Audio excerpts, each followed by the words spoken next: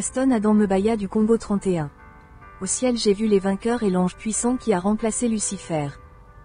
L'accueil du ciel. Le mot parle de l'épouse de Christ qui doit être sans ride ni tache. Frères, le Seigneur nous appelle à une vie sanctifiée et nous devons purifier notre esprit et notre corps par l'eau du baptême et le sang de l'agneau afin que l'épouse soit prête. Une vie sanctifiée et la sainteté sont produites par la saine doctrine qui est mise en pratique.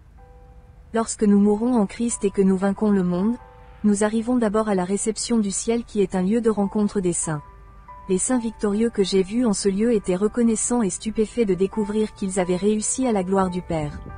Aucune joie sur la terre ne peut être comparée à la joie céleste abondante du monde céleste. C'était un endroit où les anges et les humains étaient en fête. Les vainqueurs étaient les prémices du ciel et de la terre. Apocalypse 14/4. Ils ont été achetés parmi les hommes et offerts comme prémices à Dieu et à l'agneau. Ne vous méprenez pas, les anges étaient en admiration pour les saints rachetés qui sont arrivés à la frontière du monde éternel. Les anges admirent les saints victorieux qui sont nés sur la terre le royaume de Satan. Ces saints ont réussi à vaincre le diable sur son propre territoire la terre car les anges eux-mêmes n'ont pas été mis dans cette situation dans le monde de Satan où ils doivent mener tel combat et telle guerre qui fait rage 24 heures sur 24 et 7 jours sur 7. Jours par semaine. Les enfants de Dieu sont dans une bataille constante, une guerre imposée à l'humanité et aux saints par l'ennemi de Dieu. Les anges ont été touchés et admirés par ces saints nouvellement arrivés qui ont vaincu le diable dans son propre royaume. Le Seigneur a dit, « Mon royaume n'est pas de ce monde. Le prince de ce monde arrive et je n'ai rien qui lui appartienne. » Jean 18h36, Jean 14h30. Ces saints rachetés sont sortis de la grande guerre de Lucifer et ils ont vaincu le système du monde. Les anges du ciel reconnaissent qu'il n'est pas facile de naître sur la terre où régnait le diable et de le vaincre dans son propre royaume. J'ai vu les saints rachetés manger des fruits et des mangues à la réception du ciel.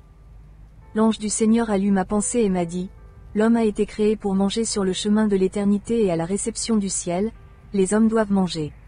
Des gens viendront de l'Orient et de l'Occident et ils s'assiéront avec Abraham sur la table dans le royaume des cieux. » Matthieu 8h11, Luc 13h29. L'escalier de l'ascension. J'étais à la réception du ciel et un formidable son de trompette retentit. En conséquence, les saints rachetés ont formé une lignée. Immédiatement, un escalier de cristal brillant qui émettait une lumière scintillante apparut devant eux. Dans ce lieu de lumière, tout était perfection. Le Seigneur a dit, « Ce que vous voyez est l'escalier de l'ascension qui conduit les âmes vers l'éternité. Chaque marche de l'escalier que vous voyez représente la progression, le développement et la croissance de la marche chrétienne. Quand un homme vient à moi, il doit grandir, se développer et progresser dans sa marche avec moi afin d'entrer dans le royaume des cieux. » C'est écrit dans 2 Pierre 1/4-8, « Maintenant que vous avez échappé à la corruption dans le monde causée par les mauvais désirs. Pour cette raison même, efforcez-vous d'ajouter à votre foi la vertu et à la vertu la connaissance et à la connaissance la maîtrise de soi et à la maîtrise de soi la persévérance et à la persévérance la piété.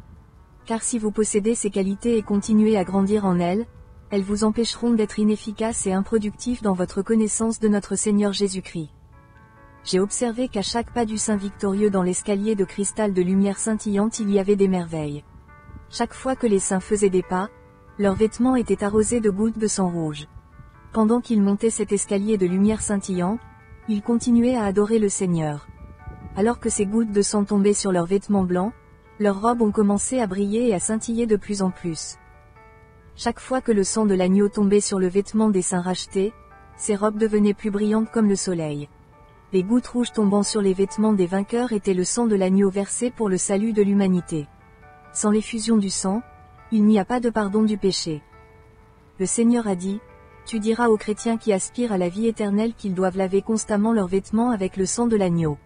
Lorsqu'ils demandent le pardon de leurs péchés, ils doivent se souvenir de la purification du sang de l'agneau. » Ces saints ont gravi l'escalier de l'ascension avec des paroles de louange et d'adoration. Un chrétien doit être rempli de paroles d'adoration. Le Seigneur m'a parlé du défunt frère chanteur Alain qui était rempli de la parole d'adoration incessante. Les églises modernes ignorent le culte. Les gens viennent à l'église en adorant leurs problèmes. Alain Moloto Kossi, 27 juillet 1961 au 2 août 2013, est un chanteur de gospel évangélique au Congo. Il était le chanteur du groupe Gaël et avait produit un album solo. Il est habitué à écrire des chansons en français et en lingala. Après un bon accueil du public, il écrit des chants d'adoration et les partage avec sa guitare. Wikipédia. Enfin je vis que nous avions atteint le sommet de l'escalier de l'ascension dans une région de nuages blancs. La ville éternelle et le mur de jaspe. Arrivés en haut de l'escalier d'ascension, nous atterrissons devant un paysage massif. C'était inexplicable en termes de langage humain. Je n'ai pas de langue pour décrire l'immensité de cet endroit. Il n'y avait pas de soleil mais une lumière de cristal extrêmement supérieure au soleil. Notre lumière du soleil est ténèbre en comparaison de la lumière éternelle de la gloire de Dieu. L'endroit était impossible à expliquer au-delà de la compréhension et glorieux. Nous étions remplis d'une joie indicible. Il n'y a pas de mots pour se rapporter à l'atmosphère céleste. L'endroit scintillait comme du cristal et des étoiles brillantes. Nous avons vu à l'horizon une ville massive qui était en or. Il était écrit « La cité des merveilles du Seigneur ». La ville était de cristal et de lumière brillante et clignotante. Nous étions dans l'admiration et l'émerveillement. Il y avait des millions d'anges qui étaient grands comme des immeubles. Sur leurs robes, il était écrit « La parole de Dieu, l'agneau de Dieu, Jésus-Christ ». Beaucoup parlent de Yeshua. Cela ne me pose aucun problème, mais ce que j'ai vu sur la robe de ces immenses anges était le nom de Jésus-Christ. Il y avait tellement d'orchestres qui jouaient une musique mélodieuse du ciel qui résonnait. En fait, il y avait 12 fois larges fêtes de cristaux multicolores ressemblant à des pierres précieuses menant aux 12 portes de la ville. Des deux côtés de ces broadways se trouvaient des arbres à feuilles persistantes comme en automne chantant une mélodie. La multitude des saints était agitée car ils ne pouvaient attendre d'entrer dans la ville. Les anges historiens expliquaient aux saints vainqueurs le mystère de la gloire de la ville éternelle que le Père leur avait préparée. Il y avait une joie indescriptible parmi les saints nouvellement arrivés qui étaient vifs et désireux de se précipiter vers la ville éternelle du royaume d'or. Ils avaient oublié la terre et personne ne pensait à sa famille et à ses proches restés sur la terre. Le Seigneur a dit, « La ville que tu vois est la ville des merveilles de Dieu. C'est le paradis de Dieu. » Nous vîmes venir de la ville des chars de lumière tirés par des chevaux blancs sous la conduite de cavaliers célestes. Ils confessaient la sainteté de Dieu et ils avaient énuméré les saints pour les embarquer dans la ville.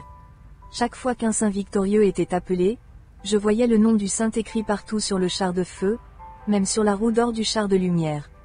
J'étais ravi d'être témoin de l'honneur rendu aux vainqueurs et aux saints victorieux. Bien-aimés, aucun dirigeant sur la terre n'a été honoré de cette façon. Puis j'ai rejoint le char de lumière mis à la disposition des visiteurs. Ce carrosse qui était destiné aux visiteurs se déplaçait dans l'une des 12 routes menant à l'une des 12 portes de la ville. Je regardais des arbres dans le jardin des deux côtés de la route.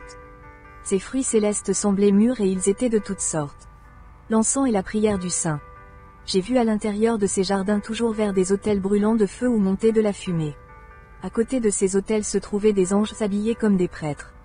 Ils tenaient des encens qui bougeaient et s'agitaient et il en sortait de la fumée qui avait l'odeur d'un arôme céleste que je ne sens jamais sur la terre.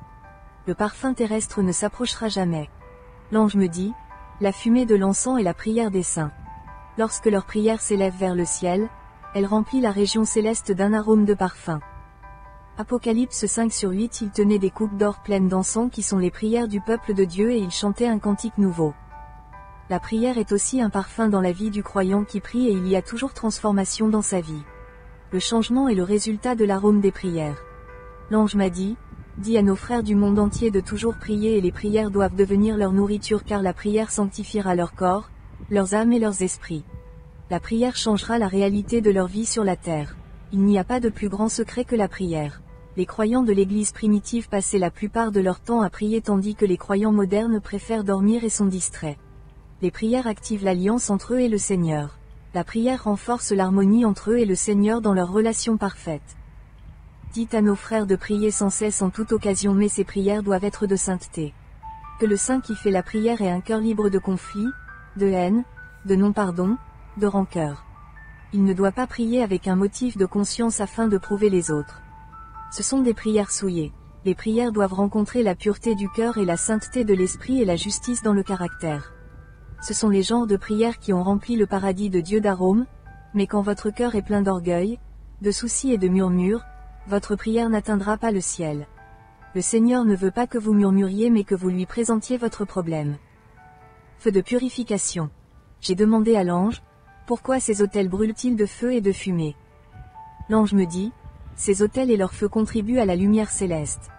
Vous direz aux croyants qui vivent dans la sainteté que la sainteté ne suffit pas.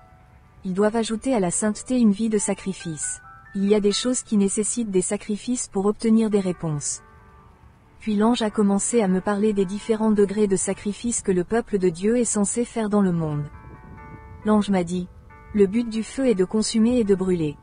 Tout ce qui tombe sur le feu sera consommé, qu'il s'agisse de bois ou de métal.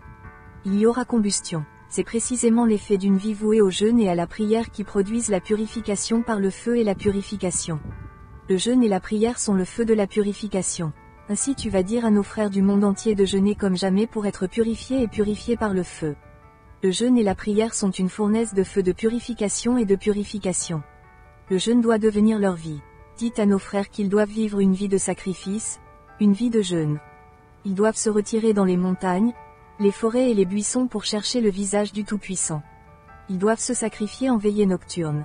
Ils doivent initier des rassemblements et des campagnes de jeûne et de prière. Ils doivent passer leur journée sur la terre en présence du Seigneur dans le jeûne et la prière. C'est un sacrifice agréable au Seigneur. Ils doivent donner ce qui leur est précieux à Dieu. Lorsque vous offrez votre énergie, votre force et votre beauté pendant les jours de prière pour rechercher le Seigneur, c'est un sacrifice agréable. Lorsque vous avez décidé d'interrompre votre sommeil la nuit pour prier et chercher la face du Seigneur, c'est un sacrifice agréable au Seigneur. Lorsque vous offrez ce qui est précieux pour vous à Dieu, c'est un sacrifice agréable. Tous ces sacrifices des saints deviennent le feu qui brûle dans l'autel de la prière et devient un arôme qui remplit le paradis. Et la beauté des jours de prière pour chercher le Seigneur, c'est un sacrifice agréable. Lorsque vous avez décidé d'interrompre votre sommeil la nuit pour prier et chercher la face du Seigneur, c'est un sacrifice agréable au Seigneur. Lorsque vous offrez ce qui est précieux pour vous à Dieu, c'est un sacrifice agréable. Tous ces sacrifices des saints deviennent le feu qui brûle dans l'autel de la prière et devient un arôme qui remplit le paradis. Et la beauté des jours de prière pour chercher le Seigneur, c'est un sacrifice agréable.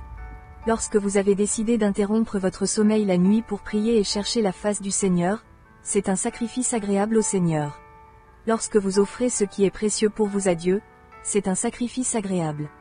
Tous ces sacrifices des saints deviennent le feu qui brûle dans l'autel de la prière et devient un arôme qui remplit le paradis.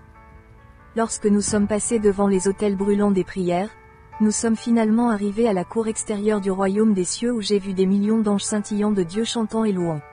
C'étaient des milliards d'anges et une musique intense. J'étais perdu dans l'émerveillement et l'admiration. Il y avait 135 000 orchestres du ciel jouant de la musique autour du mur de jaspe. Chaque orchestre avait un nom. Un orchestre était appelé la parole de Dieu car il chantait toujours des chansons explorant la parole de Dieu. Il y avait un autre orchestre appelé combat car ces anges chantaient des chansons liées au combat spirituel. J'ai appris que lorsque nous sommes confrontés à une bataille et lorsque nous prions, nous devons nous assurer de chanter des chansons qui parlent de combat spirituel. Ces chants provoquent la venue des anges de la bataille. Il y avait un orchestre appelé Consolation qui ne chantait que des chansons de consolation et ces chansons sont envoyées sur terre pour apporter de la consolation. Les hommes ne font pas de chansons pour Dieu. C'est l'Esprit de Dieu qui inspire les hommes à chanter pour Dieu. Au-dessus des millions d'anges, j'ai vu un énorme ange qui volait dans les airs. Cet ange formidable conduisait et motivait ses anges à chanter et à glorifier Dieu. Il était si immense que s'il devait voler au-dessus de la terre, il couvrirait complètement la planète. J'ai demandé à mon ange compagnon, qui est cet ange massif? Il m'a dit, l'ange que tu vois a remplacé Lucifer qui a abandonné sa responsabilité au ciel car le diable était chargé de diriger les champs célestes vers le trône. C'est précisément ce que fait cet ange. Cet ange gigantesque était à couper le souffle et formidable. J'ai remarqué que comme chaque orchestre chantait des chansons, ils ne revenaient pas à de vieilles chansons qu'ils avaient déjà chantées car Dieu est la source d'inspiration. À ce moment j'ai vu l'arrivée de nouveaux anges. Ils tenaient des vins. Ces anges sont appelés collectionneurs car ils collectionnent les chants des orchestres du ciel qui étaient devenus fumée. Ils ont recueilli cette fumée et parcouru la terre pour donner aux saints ces chants destinés à sanctifier les enfants de Dieu lorsqu'ils l'écoutent. J'ai vu ces anges répandre cette fumée partout dans le monde. Ils ont dit, chantez pour la gloire et l'honneur de Dieu. On m'a dit que ces chants seraient reçus par ceux qui craignent le Seigneur et vivent dans la sanctification. Ces chansons supprimeront les troubles, les maladies, les malédictions et les échecs dans la vie des gens lorsqu'ils les écoutent. J'ai dit à l'ange du Seigneur, pourquoi est-ce que ces jours-ci les gens ne sont pas guéris et délivrés par ces chants? L'ange a dit, il y a toujours des récompenses pour ceux qui servent le Seigneur, mais lorsque vous commencez à utiliser le don de Dieu pour vous enrichir et exploiter les saints, vous êtes sous une malédiction. Leur sang vous sera demandé. Le chant est pour la purification du cœur.